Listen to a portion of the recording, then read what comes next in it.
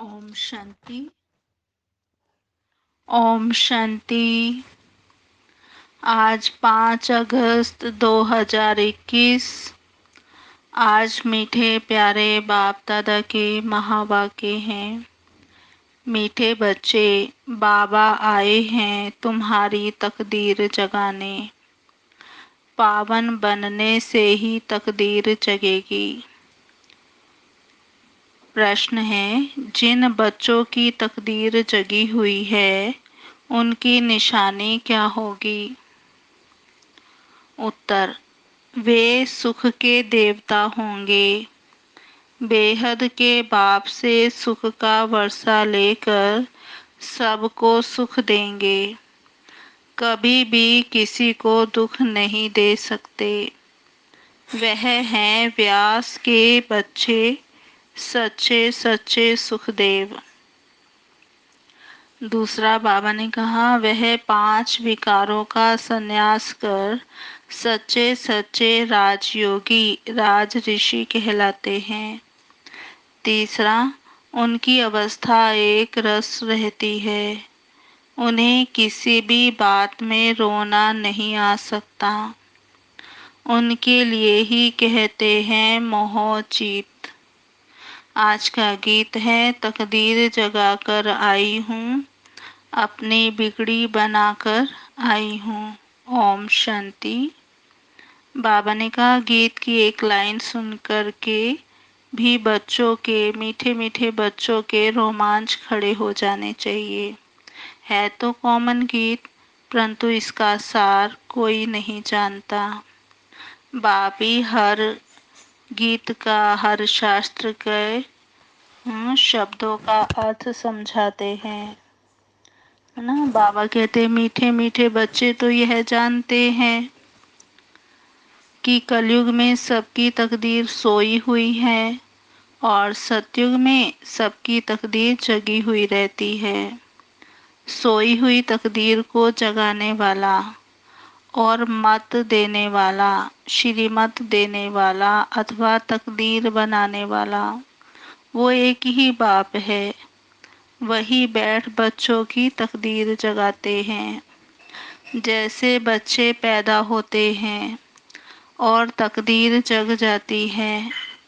बच्चा जन्मा और उनको यह पता चल जाता है कि हम वारिस हैं। हूबहू यह बेहद की बात है। बाबा ने कहा, जैसे लौकिक में बच्चा जन्म लेता है तो उसे समझ में आ जाता है कि मैं वारिस हूँ, ऐसे ही यहाँ पर भी बेहद की बात है कि हम बाबा के बच्चे बने तो हम वारिस बन जाते हैं। बाबा ने कहा, बच्चे भी जानते हैं कल्प कल्प हमारी तकदीर जगती है और फिर जन्म लेते लेते फिर सो भी जाती है। अगर हम पावन बनते हैं तो तकदीर जगती है। पावन गृहस्थ आश्रम कहा जाता है ना। आश्रम अक्षर पवित्र होता है। पवित्र गृहस्थ आश्रम, उनके अगेंस्ट फिर है अपवित्र पतित धर्म, आश्रम नहीं कहेंगे। गृहस्थ धर्म तो सबका है ही, जानवरों का भी है। बच्चे तो सब पैदा करते हैं, जानवरों को भी कहेंगे गृहस्थ धर्म में है। अब बच्चे जानते हैं हम स्वर्ग में पवित्र गृहस्थ आश्रम में थे। देवी देवता थे, उन्हों की महिमा भी गाते हैं। सर्वगुण संपन्न, 16 कला संपूर्ण, संपूर्ण निर्विकारी, मर्यादा पुरुषोत्तम, डबल अहिंसक। बाबा कहते, तुम खुद भी गाते थे, अभी समझते हो कि हम मनुष्य से 100 देवता फिर से बन रहे हैं। देवी देवताओं का धर्म है और फिर ब्रह्मा विष्णु शंकर को भी देवता कहते हैं। ब्रह्मा देवताय नमः, विष्णु देवताय नमः, शंकर देवताय नमः। और शिव के लिए कहेंगे शिव परमात्माय नमः। तो फर्क हुआ ना। शिव और शंकर को तो एक कह नहीं सकते हैं ना। शिव के लिए कहते हैं परमात्मा है और शंकर के लिए कहते हैं देवता, तो दोनों को एक कैसे कह सकते हैं। फिर बाबा ने कहा कि अब अ, पत्थर बुद्धि थे पहले तो हम बच्चे, अब पारस बुद्धि बन रहे हैं। देवताओं को तो पत्थर बुद्धि नहीं कहेंगे। फिर ड्रामा प्लान अनुसार रावण राज्य होने से उन्हों की भी सीढ़ी उतरनी है। पारस बुद्धि से पत्थर बुद्धि बनना है। सबसे बुद्धिमान बनाने वाला तो एक ही बाप है। बाबा कहते तुमको पारस बुद्धि बनाते हैं, तुम यहाँ आते हो पारस बुद्धि बनने। पारसनाथ के भी मंदिर हैं, वहाँ मेला लगता है, परंतु यह किसको पता नहीं है कि पारसनाथ कौन है। वास्तव में पारस बनाने वाला तो बाप ही है।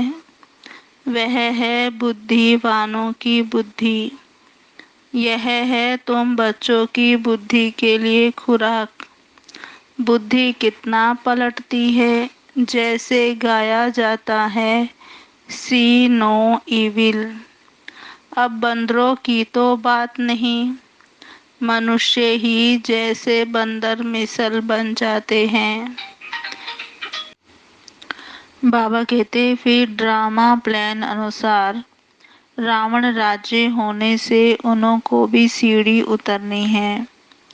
पारस बुद्धि से पत्थर बुद्धि बनना है।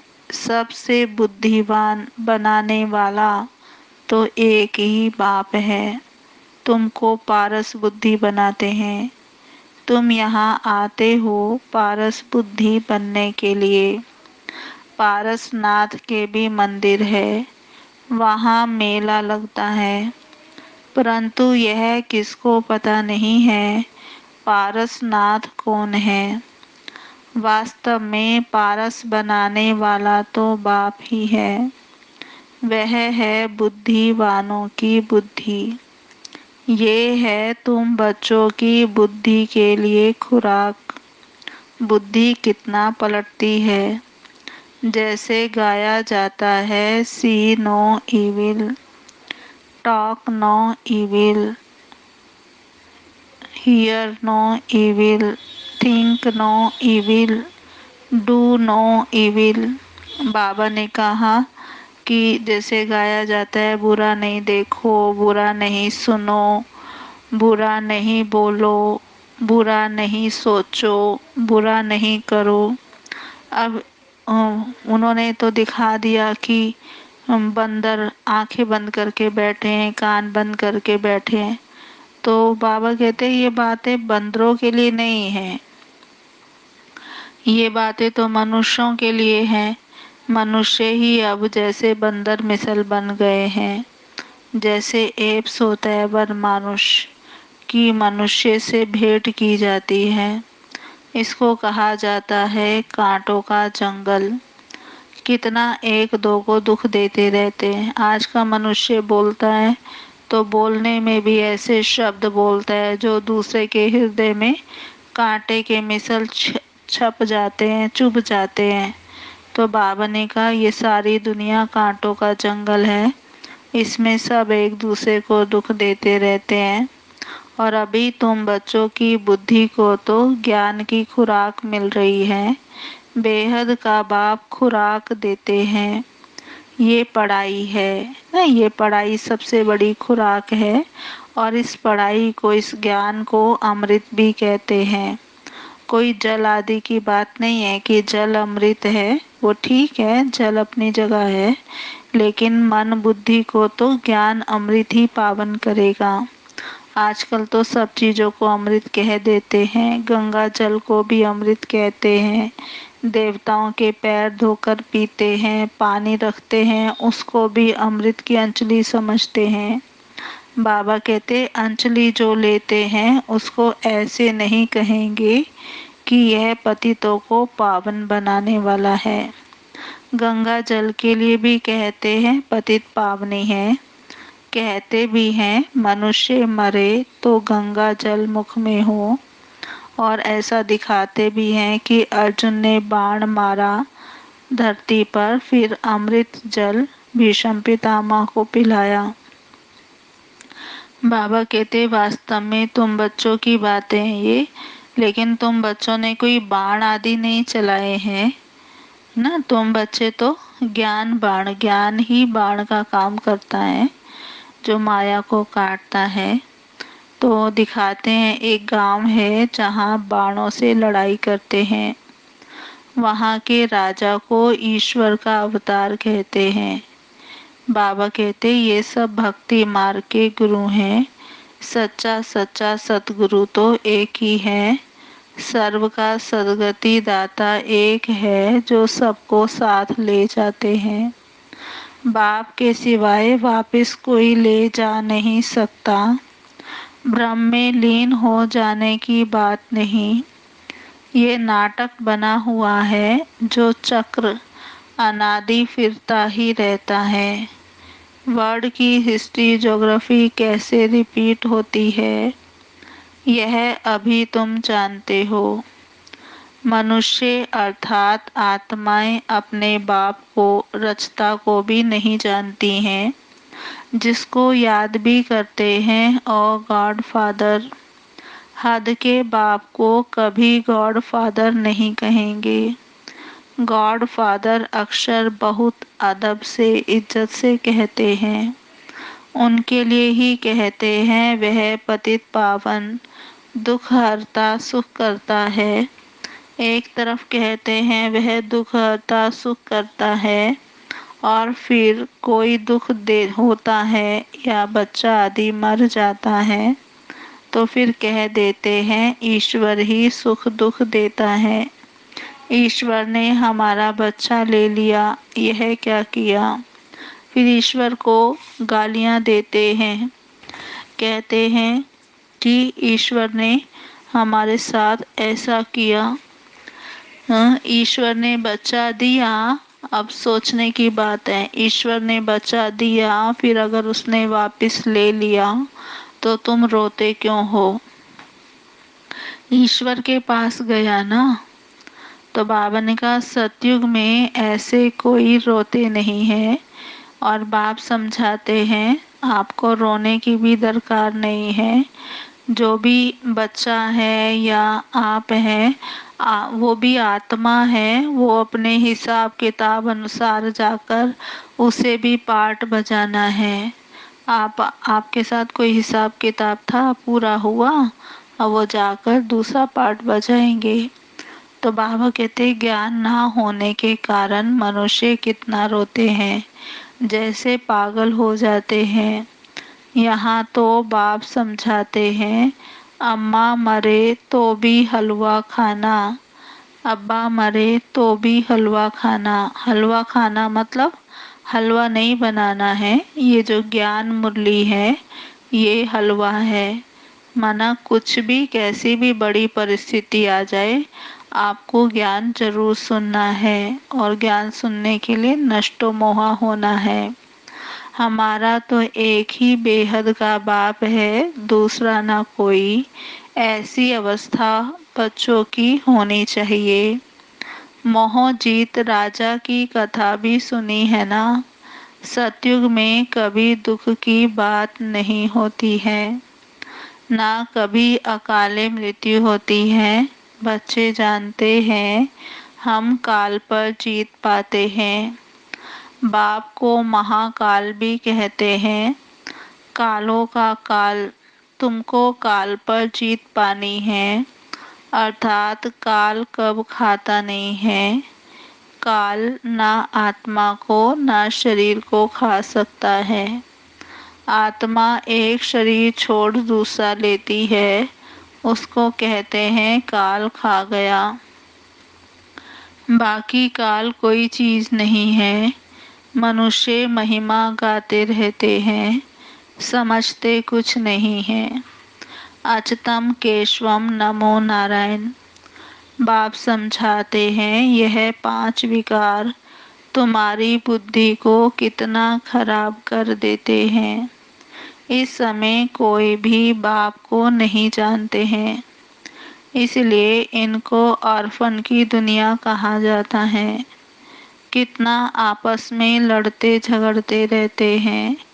ये सारी दुनिया बाबा का घर है ना।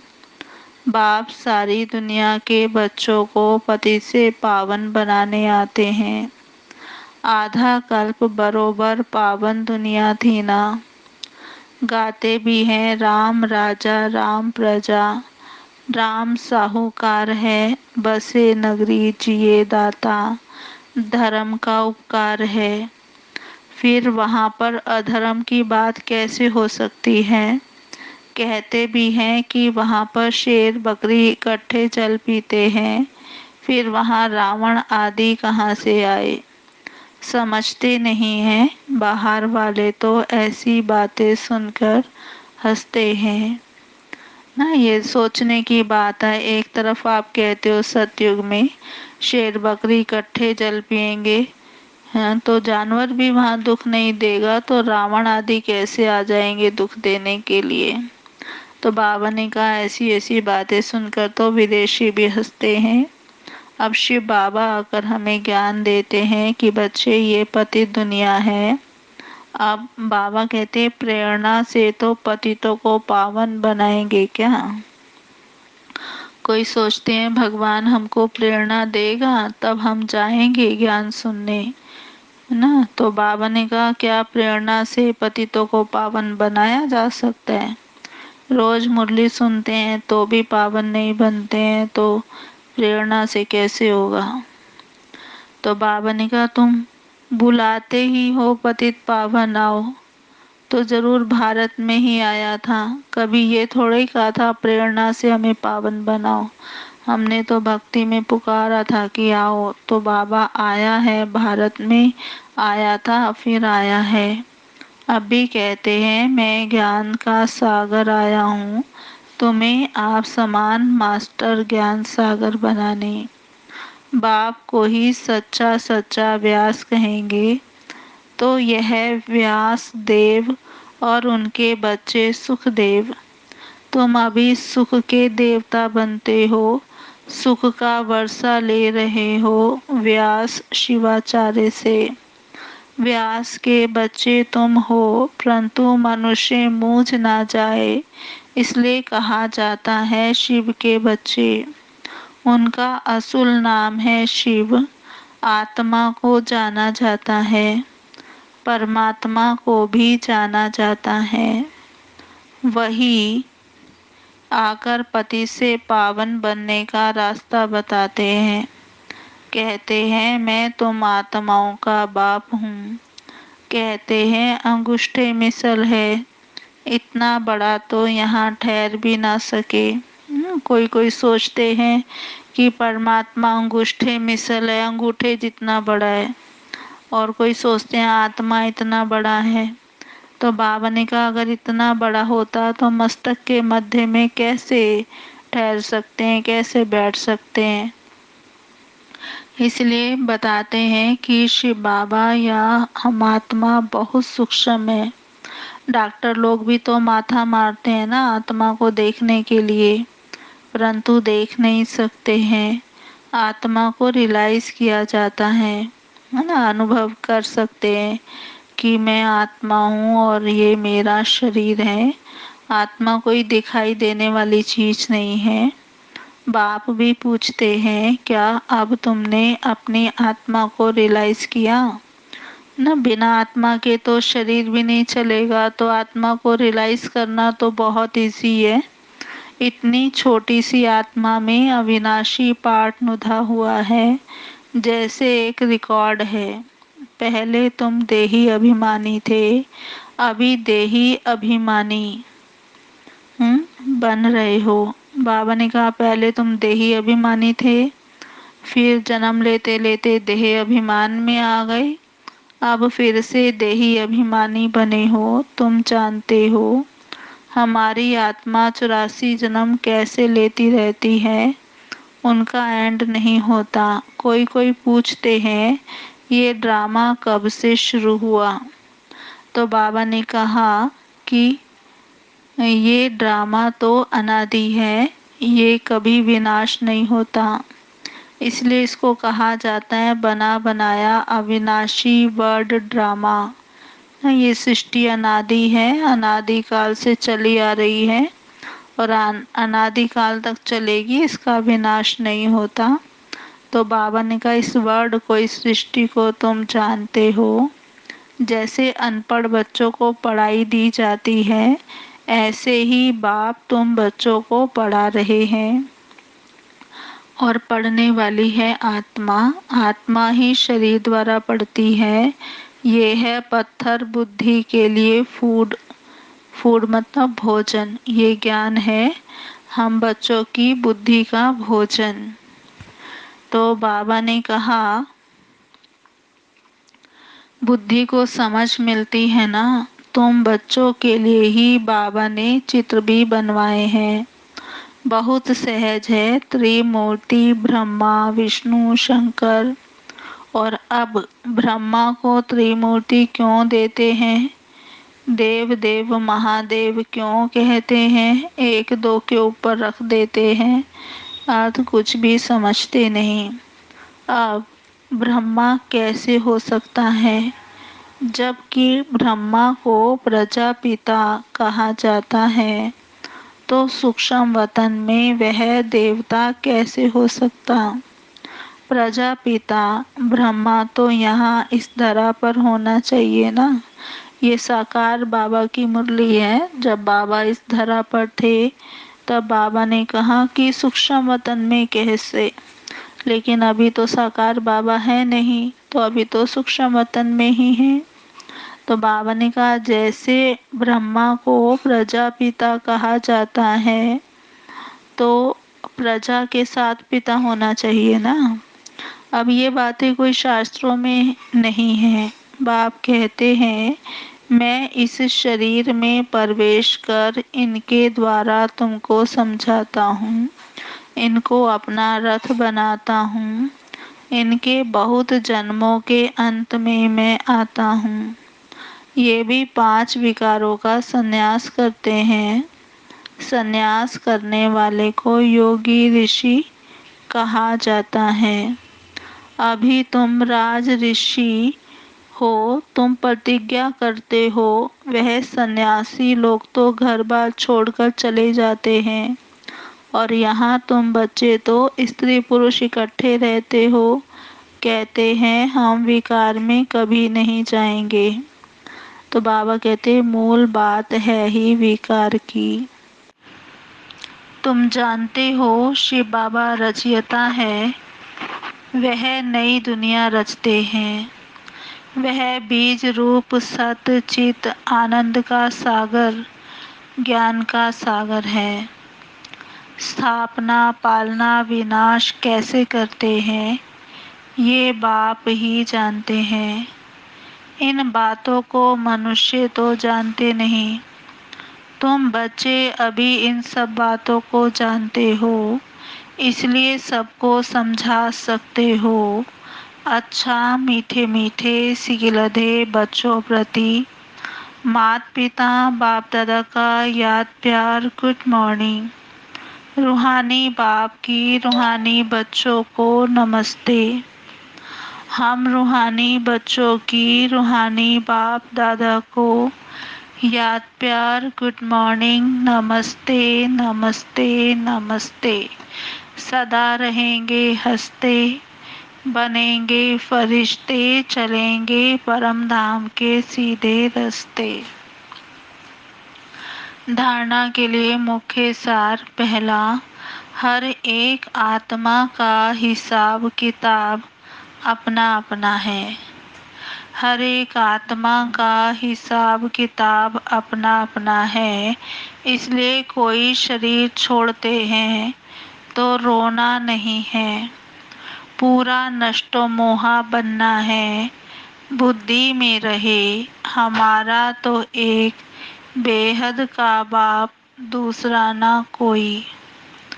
दूसरा पॉइंट है 5 विकार जो बुद्धि को खराब करते हैं उनका त्याग करना है। 5 विकार जो बुद्धि को खराब करते हैं उनका त्याग करना है। सुख का देवता बन सबको सुख देना है, किसी को दुख नहीं देना है। सुख का देवता बन सबको सुख देना है, किसी को दुख नहीं देना है। आज का वरदान है, रहम की दृष्टि द्वारा घृणा दृष्टि को समाप्त करने वाले नॉलेजफुल भव। रहम की दृष्टि द्वारा घृणा दृष्टि को समाप्त करने वाले नॉलेजफुल भव। विस्तार।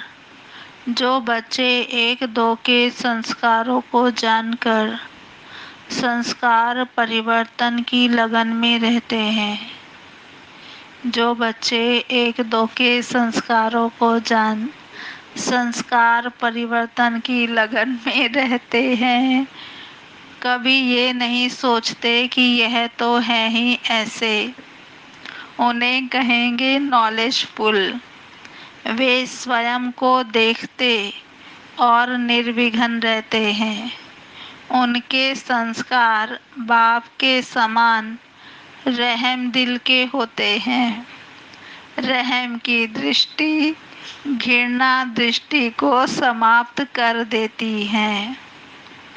ऐसे रहम दिल बच्चे कभी आपस में खिटखिट नहीं करते हैं। वे सपूत बनकर सबूत देते हैं।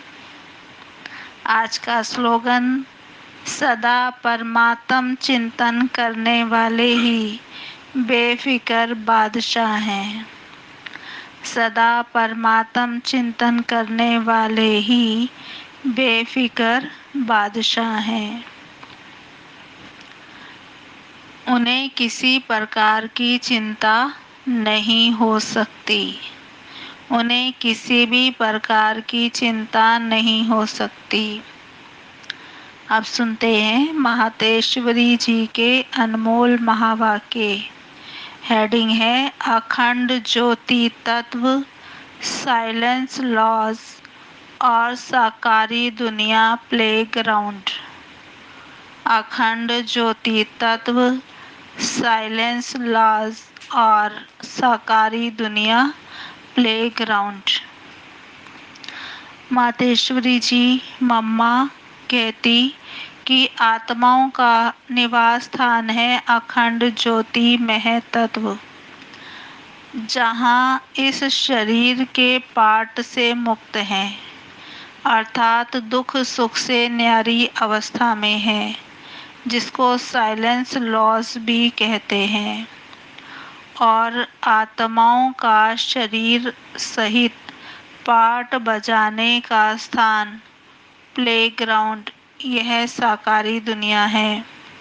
तो मुख्य 2 दुनिया हैं, एक है निराकारी दुनिया और दूसरी है साकारी दुनिया। दुनिया वाले तो सिर्फ कहने मात्र कहते हैं कि परमात्मा रचता पालन करता है, सहार करता है, खिलाता है, मारता जलवाता भी वही है, तो दुख सुख देने वाला भी वही है। जब कोई को दुख आता है तो कहते हैं प्रभु तेरा भाना मीठा लागे। अब यह है अयथार्थ ज्ञान, क्योंकि यह कोई परमात्मा का काम नहीं है। परमात्मा दुख हरता है, दुख करता नहीं है। जन्म लेना, जन्म छोड़ना, दुख सुख भोगना हर एक मनुष्य आत्मा के संस्कार हैं। शारीरिक जन्म देने वाला माता पिता है, जो भी कर्म बंधन अनुसार बाप बेटे के संबंध में आता है, इसी रीति आत्माओं का पिता फिर परमात्मा बाप है। वो कैसे बेहद रचना की स्थापना पालना करता है, कैसे वो अपने तीन रूप ब्रह्मा विष्णु शंकर का रचयिता है, फिर इन आकारी रूपों द्वारा दैवी सृष्टि की स्थापना, आसुरी सृष्टि का विनाश और फिर दैवी दुनिया की पालना कराता है। परमात्मा के ये तीन काम बेहद के हैं, बाकी यह सुख दुख जन्म मरण कर्मों अनुसार होता है। परमात्मा तो है ही सुखदाता, वो कोई अपने बच्चों को दुख नहीं देता। अच्छा, ओम शांति। अभी सुनते हैं आज की मुरली के स्वमान। पहला, मैं आत्मा अपनी तकदीर जगा रही हूँ। मैं आत्मा अपनी तकदीर जगा रही हूँ। दूसरा स्वमान, मैं आत्मा सुख का देवता हूँ। मैं आत्मा सुख का देवता हूँ। तीसरा स्वमान, मैं आत्मा राजयोगी राज ऋषि हूँ। मैं आत्मा राजयोगी राज ऋषि हूँ। चौथा स्वमान, मैं आत्मा मोहजीत हूँ। मैं आत्मा मोहजीत हूँ। पांचवा स्वमान, मैं आत्मा वारिस हूँ। मैं आत्मा वारिस हूँ। छठा, मैं आत्मा पारस बुद्धि हूँ। मैं आत्मा पारस बुद्धि हूँ। सातवां स्वमान, मैं आत्मा मास्टर ज्ञान का सागर हूँ। मैं आत्मा मास्टर ज्ञान का सागर हूँ।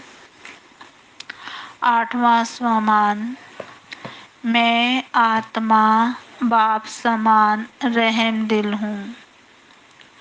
मैं आत्मा बाप समान रहम दिल हूँ।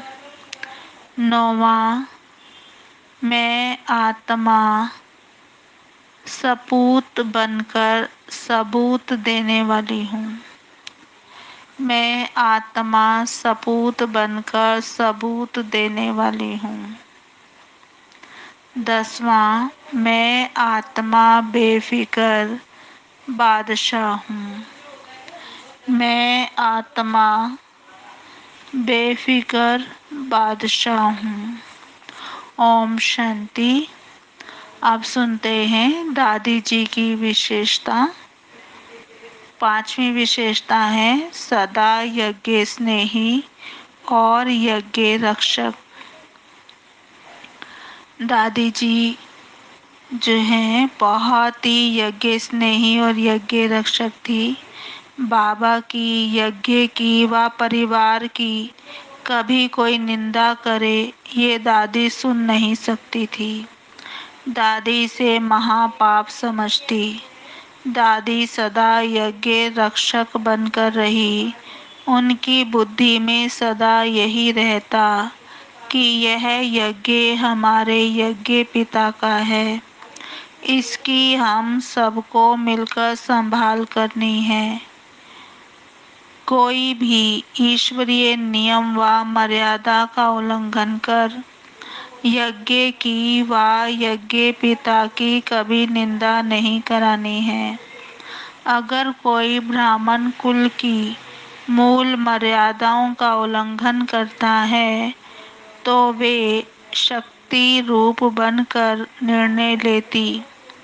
साकार बाबा ने तो अपने आप सब कुछ करके अपने आप को छिपाया, लेकिन दादी ने बाबा को छिपने नहीं दिया।